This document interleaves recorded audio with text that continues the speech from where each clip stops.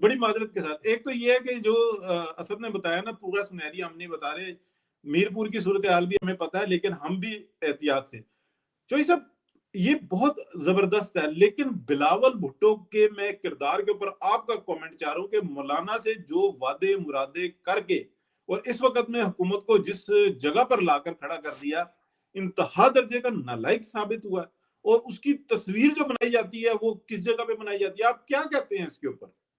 سر دیکھیں میں نا یہاں پر میں صبح ایک ویلو کر چکا، اس میں پیپلز پارٹی کا کردار اور نون لیگ کا کردار میں ہمیشہ بڑا پوزیٹو دیکھتا ہوں. میں تھوڑا سا ڈیفرنٹ طریقے سے سوچتا ہوں کہ یہ بہت بڑی کامیابی ہے اس کلٹ کو خاص پر ختم کرنے کے لیے.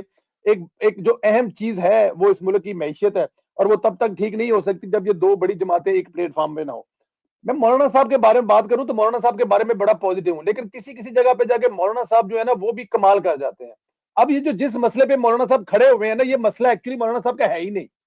مدارس والا تو معاملہ جو ہے نا وہ مولانا صاحب کا ہے ہی نہیں ہے. اور پھر دوسری بات ہے، یہ 5-4 تنظیمیں ہیں جو مدارس کی ہیں، سنیوں کی مدارس کی ہیں. اور دوسری کوئی جینون اگر فرض کیا کہ کیا مولانا صاحب جو ہے یہ سارے مدارس کی جو تنظیمیں ان کے ساتھ پلیٹ فارم پہ بیٹھی ہوئی ہیں جس میں یہ وہ کہہ رہے ہیں کہ نہیں یہ ایسا ہو جائے گا تو ایسا آ جائے گا ورنہ یہ قیامت آ جائے گی، کیا تمام مدارس کے لوگ جو ہے وہ مولانا صاحب کے پیچھے کھڑے ہو کے نماز پڑھ کے کہہ رہے ہیں کہ نہیں؟ مولانا صاحب مدارس والے تو یہ کہہ رہے ہیں کہ مولانا صاحب ہیں ہی سیاسی لیڈر، ان کا مدرسوں سے کیا تعلق ہے؟ ان کے اگر مدرسے ہیں ان کے تو وہ جو میرے خیال میں اصل میں غلط نہیں تو 32-38 ہزار مدرسے ہیں پاکستان میں. 18,300 میرا خیال جی 18,300 18,300 مدرسہ ہے. کیا 18,300 مدرسے کی نمائندگی مولانا صاحب کر رہے ہیں؟ تو مولانا صاحب کا بھی جو اصل فرسٹریشن ہے نا وہ میں اور آپ سمجھتے ہیں. اور 15 بورڈ ہیں، 15 بورڈ میں سے 3 بورڈ مخالف ہیں، باقی جو 13 بورڈز ہیں 12 بورڈز جو ہیں وہ حکومت کے ساتھ کھڑے ہیں. میں وہی تو کہہ رہا ہوں نا. تو یہ یہاں پر مولانا صاحب اور بلاول بھٹو زرداری اور یہ وہ مطلب یہاں پر انٹرنل پرابلم اور ہے. مولانا صاحب کی کسی جگہ پہ سنی نہیں جا رہی، مولانا صاحب کسی جگہ کی سنوائی نہیں ہو رہی. مولانا صاحب کے جو اصل جو وہ ہے نا جسے کہتے ہیں آپ جو ان کی ڈیمانڈز ہیں وہ نہیں پوری ہو رہی. آپ یہ کہہ سکتے ہیں کہ مولانا صاحب بڑا ورژن ہے فیصل واٹا کا، بس اس سے زیادہ میں کچھ نہیں کہوں گا.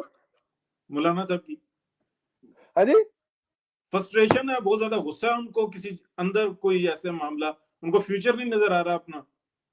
نہیں سر ہم فیوچر نظر نہیں آ رہا تو وہ جائیں نا فیوچر بنائیں نا اپنا. ان کا دیکھیں جب ان کو کہا جاتا ہے کہ بھائی جان آپ کا سب سے زیادہ جو ڈاکہ پڑا ہے آپ کے مینڈیٹ پہ تو کے پی کے میں پڑا ہے، اس میں نون لیگ کا یا پیپلز پارٹی کا کیا قصور ہے؟ اصل جو چیز ہے جو جڑ ہے جا کے آپ کل آپ نے جلسہ کیا وہاں پہ، آپ وہاں پہ علی مین گنڈا پور کے خلاف بڑے بڑکے ہیں. مولانا ضیاء الرحمان صاحب جو ہیں انہوں نے بڑی خوبصورت باتیں کی ہیں.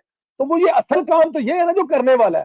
آپ اس سائڈ پہ جائیں ادھر جا کے لڑیں، وہ جگہ لڑنے کے لیے بلاول بھٹو زرداری یا مطلب کہ جو دوسرے لوگ ہیں نا یہ یہاں پر بیٹھے ہیں، ان سے لڑ کر آپ کا مسئلہ مجھے لگتا ہے کہ یہ مسئلہ حل ان کا نہیں ہونا ان سے لڑ کر.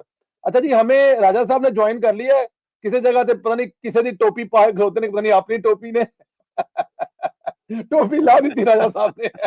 یہ میک ڈونلڈ ہی لگ رہا ہے جی ہاں جی کیا حال ہے جناب؟ ایسا آواز نہیں آ رہی میوٹ لگا ہے. السلام علیکم، کیا حال چال ہے؟ ٹھیک ٹھاک ہے؟ بالکل ٹھیک. وعلیکم السلام. رائے صاحب کیا حال ہے؟ ٹھیک ہے الحمدللہ بالکل. آپ سنائیں.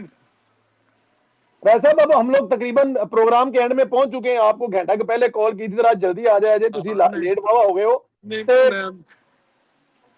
جی بالکل. میں اب ہم نے ظاہر ہے کافی ساری چیزیں جو ہے وہ ڈسکس کر لی ہیں. اب آپ فیک نیوز بھی ڈسکس کیا ہے، علیمہ خان بھی ڈسکس کیا ہے، اور شام والا معاملہ بھی ڈسکس کیا ہے. یوتھیے کہہ رہے ہیں کہ جو حالات جو کچھ شام میں ہوا ہے پاکستان میں حالات اس سے ملتے جلتے ہیں. تو کیا پاکستان اور شام کے حالات ملتے جلتے ہیں رائے صاحب؟ دیکھیں سب سے پہلے تو بڑا اچھا سوال آپ نے کیا، اور اسی پہ میں نے آئی تھنک کل ایک چھوٹی سی ویڈیو بھی بنائی تھی اور ٹویٹ بھی کیا تھا. تو میں نے کہا تھا کہ اندازہ کریں کہ یہ جو یوتھیے ہیں یہ کس طرح کی امیدیں لگا کے بیٹھے ہیں کہ پاکستان کے بھی خدا نہ خواستہ حالات اس طریقے سے ہو جائیں. مگر انشاءاللہ تعالی یہ کبھی بھی یہ ممکن نہیں ہوگا. اور یہ جو یوتھیے جو یہ دعائیں مانگ رہے ہیں یا یہ خواہشیں لے کے بیٹھے ہوئے ہیں کہ پاکستان کا حال بھی اس طریقے سے ہو، آپ ذرا سوچیں نا کہ 5 منٹ بھی نہیں گزرے تھے سیریا کے فعال ہونے میں، اور 5-10 منٹ کے اندر جو ہے جو اسرائیلی فورسز تھی وہ سیریا میں آلریڈی انٹر بھی ہو چکی تھی. تو یہ ہوتا ہے کہ جب آپ اپنے ملک کو کمزور کریں, جب آپ کی فوج نہ ہو آپ کے ملک کو سیکیورٹی دینے کے لیے. اور میں ہمیشہ آپ کے ہی اس پروگرام میں ملٹیپل ٹائم میں یہ کہہ چکا ہوں کہ دنیا میں اگر امریکہ کسی ملک سے ڈرتا ہے تو وہ اسرائیل ہے, اور اگر اسرائیل پوری دنیا میں کسی سے ڈرتا ہے, یہ بات کہنے والی نہیں ہے, یہ ان سے پوچھیں وہ مانیں گے بھی, تو وہ اسرائیل اگر کسی ملک سے ڈرتا ہے دنیا بھر میں تو وہ صرف پاکستان ہے. تو یہ پاکستان کی جو ایٹمی طاقت ہے, جو نواز شریف اس ملک کو ناقابل تسخیر بنا کے گیا ہے, ایٹمی پاور ہے, ایک وہ طاقت ہے, اور پھر دوسری آپ کی مضبوط فوج ہے. تو اور دوسری دیکھیں, یہ جو لوگ کہتے ہیں نا کہ شام کی طرح یا باقی ممالک کی طرح پاکستان کے حالات ہو, وہ ممکن نہیں ہے. ممکن اس لیے نہیں ہے, یہاں بعض لوگ جو ہے وہ بنگلہ دیش کی بھی مثالیں دیتے ہیں. پاکستان میں ممکن اس لیے نہیں ہے کہ شام میں بھی عربی بولی جاتی ہے, ایک ہی زبان ہے, اور شاید کرڈش بھی ملتی جلتی ہوگی تھوڑی سی. بنگلہ دیش میں بھی ایک ہی زبان میں, اس میں کوئی اور دوسری زبان نہیں ہے.